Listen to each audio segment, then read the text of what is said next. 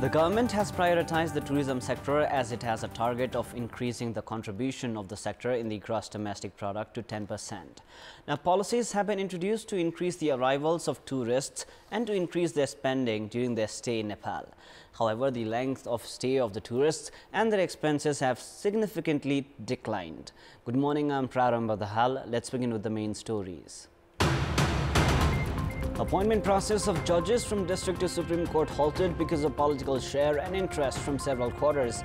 Term of Chief Justice to expire within a month. Meetings of Judicial Council inconclusive. Investigation report reveals involvement of 178 government officials, including 12 former secretaries, in the Lalita Niwas land scam. 6 former ministers also under investigation. Presidents of Brazil and Colombia discuss regional coordination to fight deforestation and protect the world's largest and most diverse rainforest, aim to promote sustainable development. And last year's runner-up in fact, Ons Jubair fights back to beat Bianca Andreescu, sets up a 4th round clash with 2-time Wimbledon champion Kitova. Matteo Berrettini moves to the next stage. Meetings of both houses of the Federal Parliament are scheduled for today. The meeting of the House of Representatives has been slated for 1 p.m. this afternoon. Likewise, meeting of the National Assembly is scheduled to begin in a short while. The meeting of the National Assembly is scheduled to hold ministry-wise discussions on the budget for the upcoming fiscal year. However, the main opposition, CPN-UML, has made preparations to obstruct the meetings, demanding the resignation of Prime Minister Pushpakumar Dahal, alleging him of issuing remarks against national interest. Now, appointment of judges must be fair, transparent and unbiased to ensure justice. However, the appointment process of judges at all 3 tiers of judiciary has been affected because of political share, interest of legal practitioners and government attorneys, along with pressure from several quarters. Such a situation has led to inconclusive meetings of the Judicial Council as well. Position of 5 justices at the Supreme Court is currently vacant. Supreme Court Justice Tanka Bahadur Muktan is set to retire in the mid of July, while Chief Justice Hari Krishna Karki retires on the 5th of August. Meaning, in the period of 1 month, positions of 7 justices will go vacant at the Supreme Court alone. The meeting of the Constitutional Council should recommend names for the vacant positions of justices at the Supreme Court.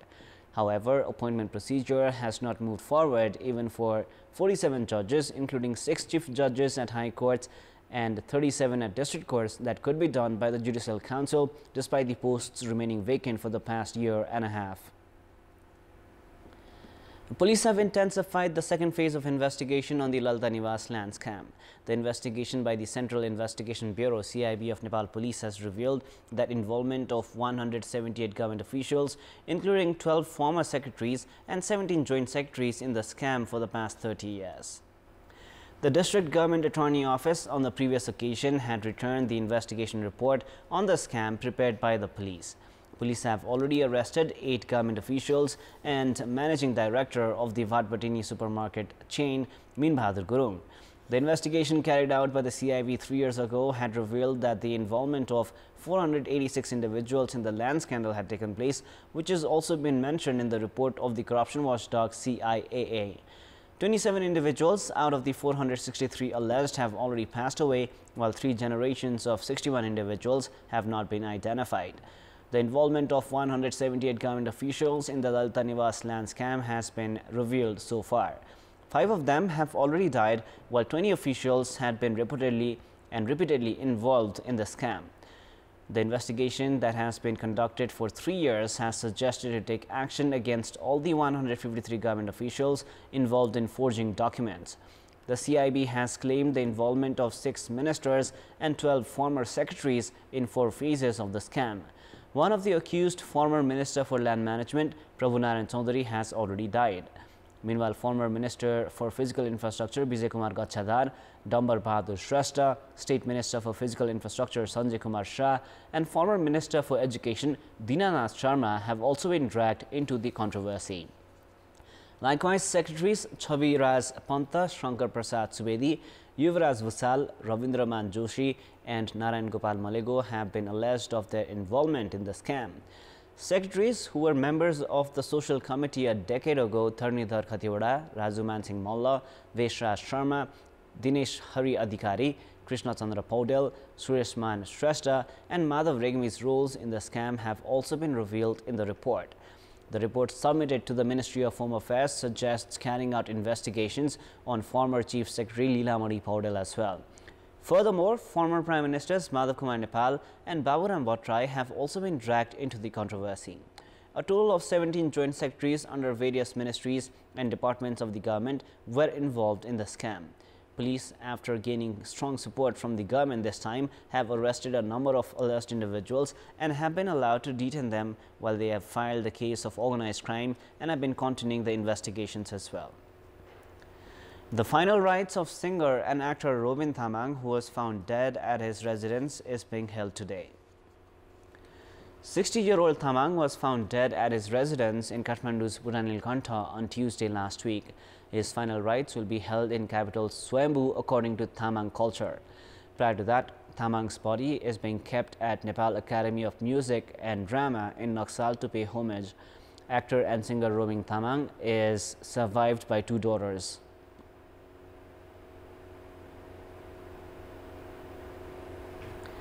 It is now time for our segment Public Pulse, where you text us with your opinion. Public Pulse. The question is, what is your say on the trend of obstructing the parliament to fulfill demands? Your options are A. Political bargaining, B. Pressurizing the government, and C. Parliamentary exercise. The voting is on. Type NEWS, select your option A, B or C and send it to 34001 to share your opinion with us. The Narayangarh-Mughal road section, which is obstructed because of dry landslide, has resumed operation. According to District Police Office Chitwan, the landslide debris was cleared around 1:15 a.m. at Kalikhola of Ikshakamana rural municipality of Chitwan, following which the highway has resumed operation. Vehicles that had remained stranded have headed towards their destinations in both the ways. The Narayangarh-Mughal road section had remained obstructed for 3 days following a landslide in bridge number 3 area. Time now for the international news.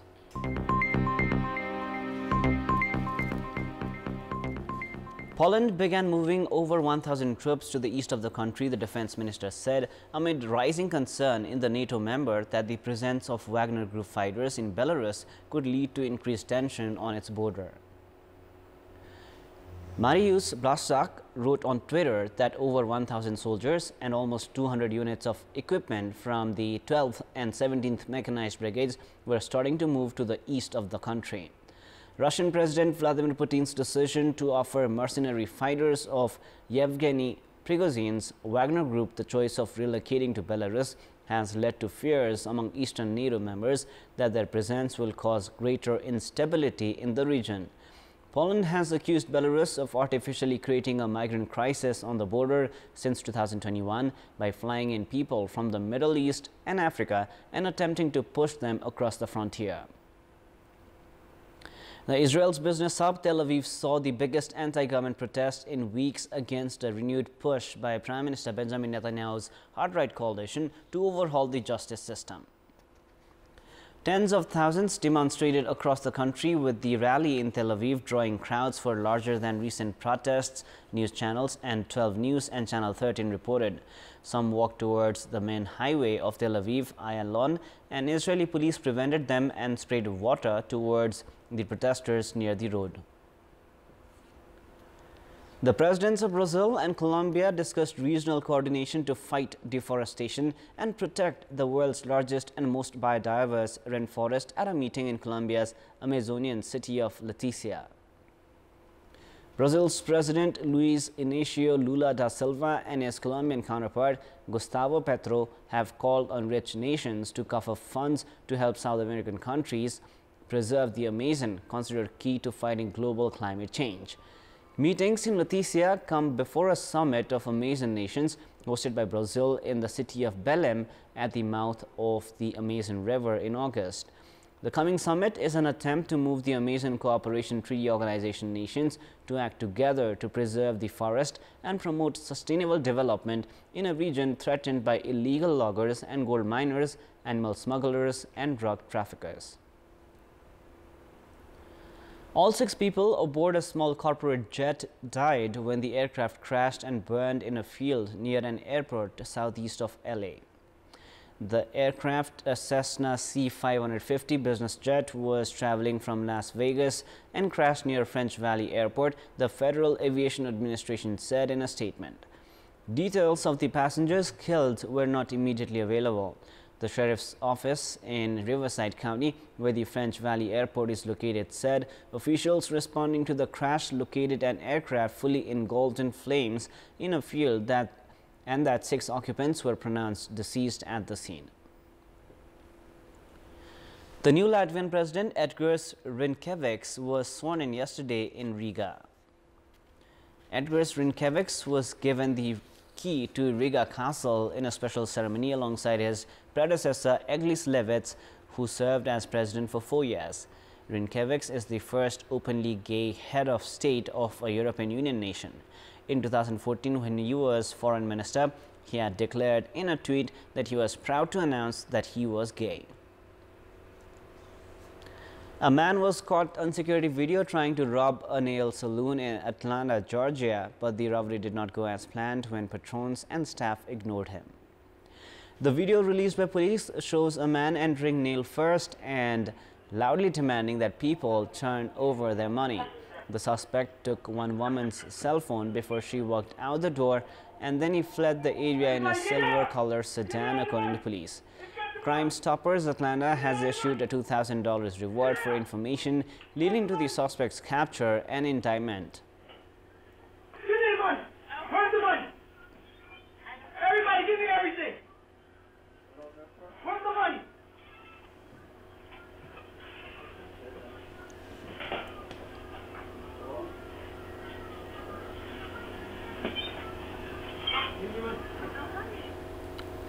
Jack Sweeney, the creator of an account tracking Elon Musk's private jet in real time, has moved to Mark Zuckerberg's Twitter rival Threads after being suspended from Twitter last year. Sweeney's first post from the account handle @Elon Musk's jet, which had over 32,000 followers as of this morning, read that Elon jet had arrived to Threads. Elon jet has tracked the movements of Musk's private jet using data available in the public domain. In December, Twitter, owned by Musk, suspended the Elon jet account, with the billionaire threatening legal action against the account's operator after saying his son had been mistakenly followed by a crazy stalker. Surfers at San Diego's Tourmaline Surf Park have been surprised by one of their newest visitors. A baby seal has taken up surfing, jumping on people's surfboards and riding the waves. Photographer and videographer Ed Hartel has been following the seal that locals have named Sammy after a children's book character, and says the seal does not just get on the board, he actively imitates the surfers to ride the waves. Hartel says surfers are careful not to touch Sammy and have called SeaWorld, which he says have said despite his unusual behavior, Sammy appears to be a healthy, playful seal.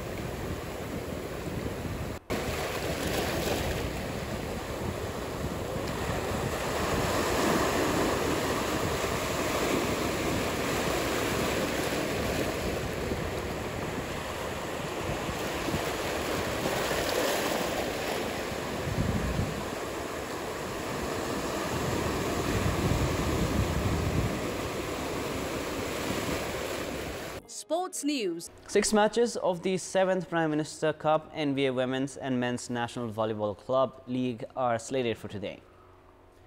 3 matches each of the men's and women's category are scheduled at the covered hall of the National Sports Council in Tripureshwar. The match between Tip Top Help Nepal and Shailung began at 8 a.m. 3-1 Army take on Dawali Milan, while APF face Gandaki at 12 noon. Matches of the women's category begin at 2 p.m. as APF play Army. New Diamond take on Gandaki at 4 p.m. while Nepal Police clash against Everest Club at 6 p.m. Former Wimbledon runner-up Matteo Berrettini has progressed to the fourth round of the tournament Wimbledon. Berrettini of Italy continued his strong form with a 6-3, 7-6, 7-6 win over German 19th seed Alexander Zverev in their third-round clash and will next face world number 1 Carlos Alcaraz. Meanwhile, world number 1 Alcaraz held off a spirited challenge from 25th seed Nicolas Jarry to move into the last 16 and match his best Wimbledon run. The 20-year-old Spaniard won a 4-set thriller 6-3, 6-7, 6-3, 7-5 on center court in an absorbing third-round tie, which took almost 4 hours.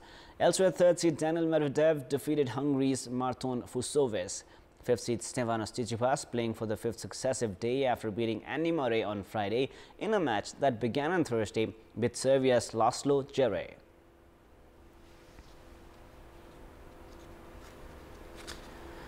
Last year's runner-up Ons Jabeur fought back to beat Bianca Andreescu and set up a fourth-round meeting with two-time Wimbledon champion Petra Kvitova.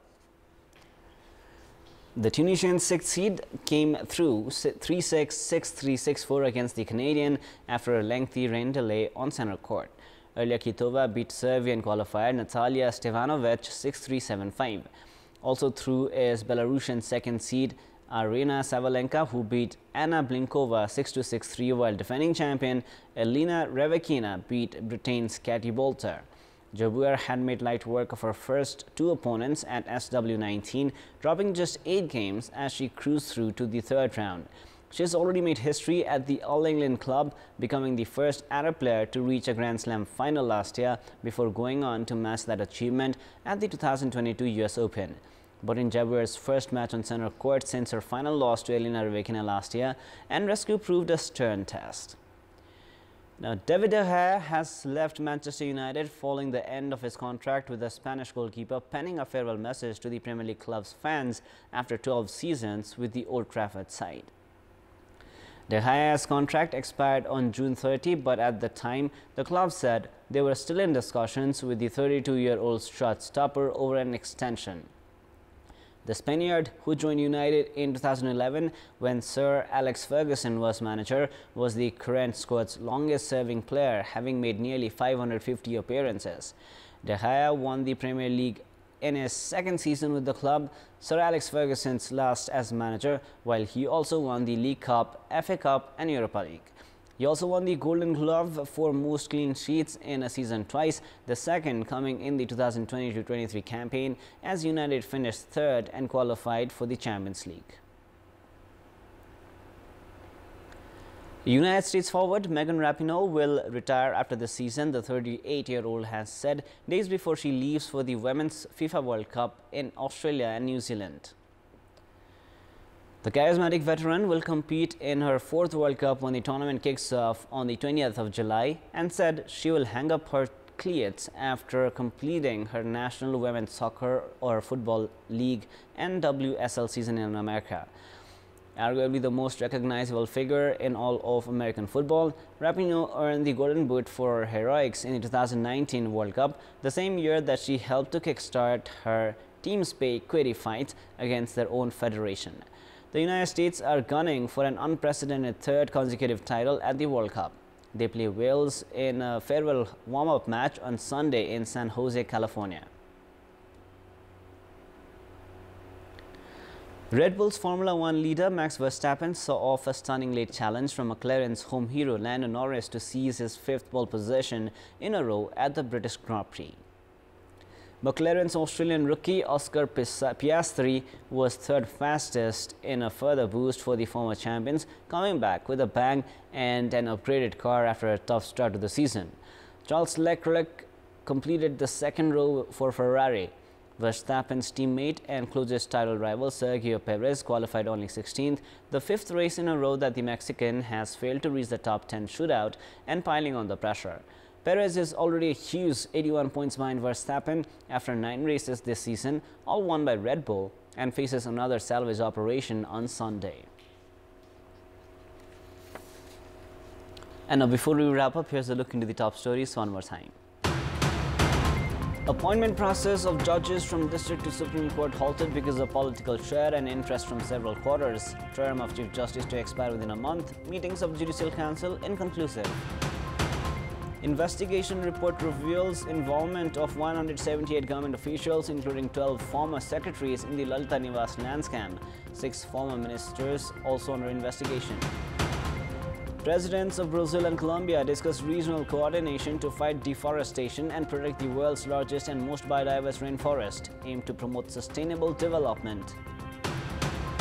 And last year's runner-up owns Dabuer fights flag to beat Bianca Andreescu, sets up a 4th-round clash with 2-time Wimbledon champion Petra Kvitova. Matteo Berrettini moves to the next stage as well. That is all for the moment. Our next English bulletin airs at 6 p.m. Thank you for staying with us. Have a beautiful day ahead.